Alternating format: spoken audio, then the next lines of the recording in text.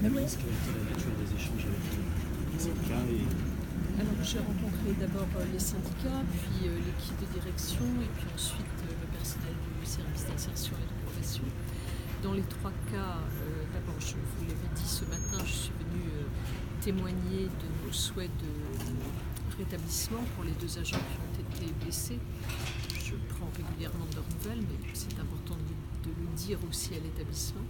Ensuite, nous avons évoqué à la fois les mesures qui ont été prises en matière de sécurité pour améliorer la situation telle qu'elle se déroulait dans l'établissement.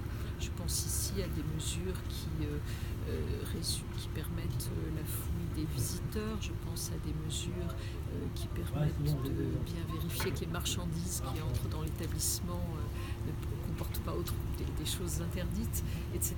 Donc des mesures de sécurité passive, des mesures de sécurité active, nous avons évoqué ces questions-là.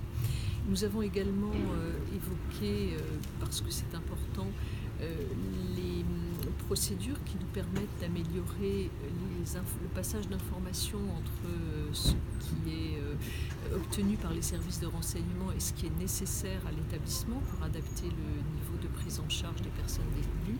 Et puis enfin, parce que l'inspection générale de la justice que j'avais mandatée nous demandait, nous allons continuer à travailler sur la classification des établissements pour voir exactement quel type de public elles doivent accueillir et quel projet d'établissement doit être construit autour de chacun des établissements et donc ici à Condé. Voilà globalement les points sur lesquels nous avons travaillé. Lorsque j'ai reçu les personnels d'insertion et de probation, ils souhaitaient s'assurer, ce qui me semble naturel, que ici, dans cet établissement comme ailleurs, les détenus puissent avoir un parcours de détention, c'est-à-dire un parcours qui leur donne accès à de la formation ou à du travail lorsque cela est possible. Donc c'est cet ensemble de prise en charge que nous assurons. Concernant l'inspection générale que vous aviez commandée, quelles sont les conclusions ? Eh bien, j'ai inclus dans mon propos précédent les conclusions de l'inspection générale. Ces conclusions donc, portent sur 4 points. L'inspection générale constate que cet établissement fonctionne de manière correcte.